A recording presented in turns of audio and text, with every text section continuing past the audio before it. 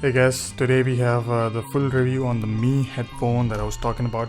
I've had these for some weeks now, and I think it's time for the review.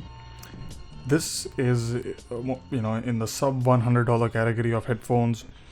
Uh, they launched it to kind of compete, and sell it to the masses because not a lot of people want to spend a lot of money on headphones, which is a sad thing. I always say if you want to buy something, get the best or get the better ones at least and skip the cheap stuff.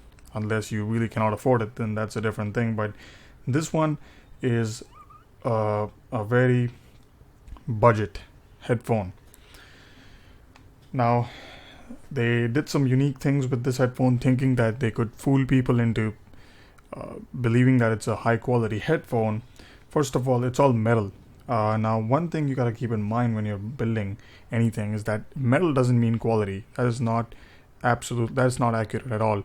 This is all metal. There is no plastic on it, and yet it feels very poorly built. The adjustments, these side articulating spots, they squeak and stuff. Although they're metal, they squeak because they are very badly put together. The build quality itself is not very solid. It doesn't feel very premium in your hands compared to the other stuff that I have. Considering it's all metal, I just don't see the praise in terms of build of this headphone because it's just very poorly built. That doesn't mean it's like as bad as the plastic headphones because those are again very bad. It's just this is not as good as people are making it out to be in terms of build quality. It doesn't feel that premium. The paint job has imperfections, and that's because of the poor quality control you get when you're buying cheap stuff from China. They don't really care about the quality in the end. For example, my specific pair has this booger right here. This is during the paint job. What happens is that mostly when you're painting something or manufacturing something, there's a clean room where you do the paint job. Some foreign object might have gotten inside the clean room and got stuck during the paint job when the paint was wet, and that is now completely in there, and I cannot remove it. If I want to remove it, I'll have to scratch this entire part, which is obviously not something I want to do. So with this low price, you are gonna get imperfections with pair to pair. Obviously, this is not gonna be constant with another pair. This is just an exception, but again, that is something you will see with these cheap headphones. That is a poor quality control, which is fine. I don't small thing. It doesn't really matter, but it's worth talking about. The headphone itself is fairly low profile. You can fold these up. They get very compact. As you can, this is compact in my opinion. It's good. They also come with this nice case that you can see in the unboxing video. So you get a lot of stuff. You get a lot of ear pads. You get a lot of accessories and stuff. I personally did a mod. I cut the cable with and I just put a female 3.5 because I don't like the remote for fidelity. I don't use any of that functions. I just use it for high-end applications. That is why I cut the cable and just put a female 3.5 so I can just put a Y split 3.5 any of my cables, and I can use these with my amp without any disturbance and stuff.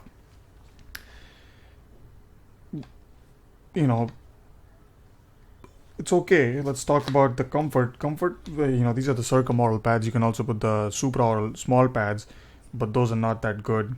I don't really like those pads for comfort. I put these full-size pads, and they're fairly comfortable with that. One thing I don't like about these headphones is the headband.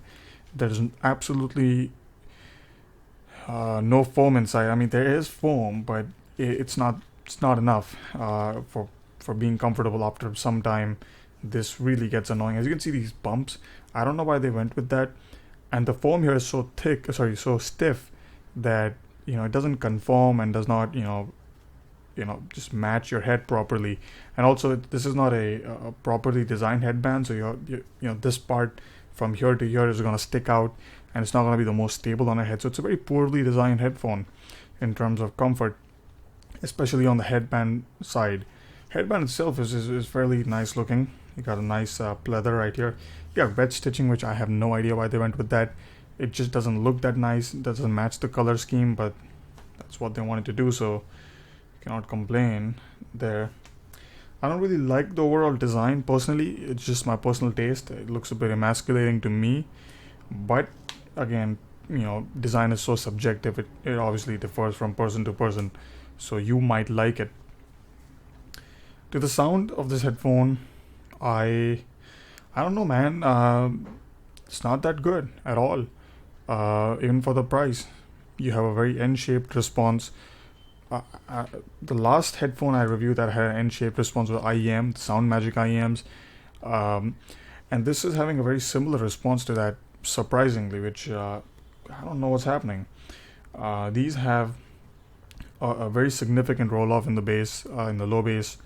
There's no extension in the sub bass at all. It's completely rolled off. You have a significant spike, from 60 to 70.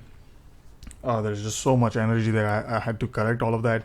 By the way, you can see the corrected system, the corrected frequency response on the Facebook Headfire review, as well as the another review that'll be there. It's an unrated version of the Headfire review. You can see on Google Docs or something. I don't know. Haven't decided yet, but you can see those there. The corrected response of the headphone. So you have a lot of extension, a lot of accentuation from 60 to 70 cycles, and then it continues till 80 and something, and then then it kind of lingers around, and there's just so much energy that it's not boomy. It's just not as clear as it should be. The bass kind of muddles, and it's kind of confusing. It does not really keep up with the track that well because of the response. Then you come to the mid-range and you have an accentuation there completely, but I didn't do any correction in the mid-range because of the highs. The highs are rolled off significantly. Yet there's a sibilance issue in the response. So what I had to do is kind of correct the highs, keep the sibilance slightly low, and keep the mid-range flat. This way, I did not accentuate the mid-range even more because it's already accentuated, and the highs, which are rolled off, yet not. I had to correct them as well. So you have this very weird response, which is just not good enough.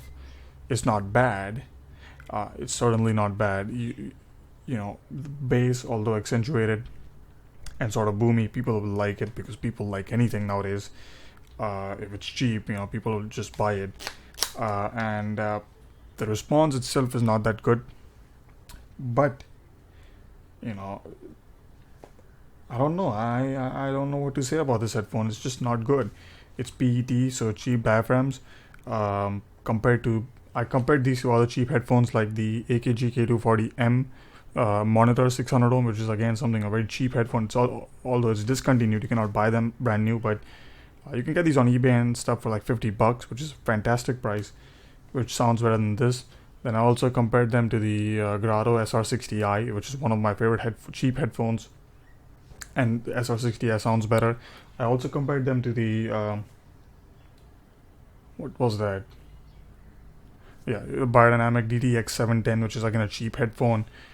Even that sounded more neutral than this. Not better in terms of fidelity because they're the same, but sounded more neutral and had a better bass response, much more extended in the sub bass. So that seems like a better value to me. You can also mod them and do a balanced kind of mod. So you can use a Y-split with a remote, like a V-motor cable and stuff. So you have a remote and stuff. So you can use this for portable, even those fold up and stuff. So those are also a great option for portable. And those are cheap. Those are like $40 brand new. You can get them for $40 brand new.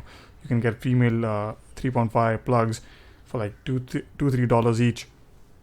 Get a soldering iron, and you can just tell your friend or somebody, and you have a fully functioning portable biodynamic DDX7 for less than $50-60, which is just a great price and much better value than this. Overall, I don't recommend this. It's just not good enough. There's nothing special about it. You don't need to buy this. It's cheap China stuff. Just don't get it unless you just want to get it for no reason like me. One more thing, the pads, as I said, they come with a lot of them, so you can easily remove them like that. Just twist them and you can see that.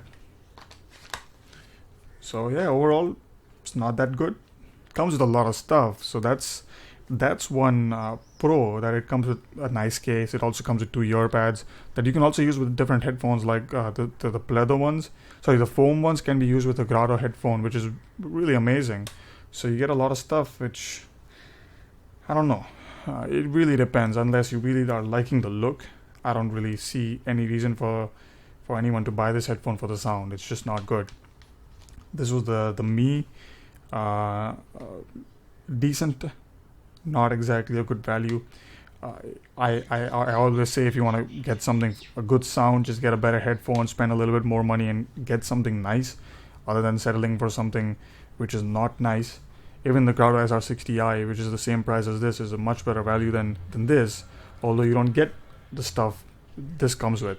But it just sounds better, and it's just a better headphone in general. Obviously, comfort and stuff is not as good as the Me, but you know, whatever. That's what I think. Anyway, take it easy, and like always, have a good one. Alright.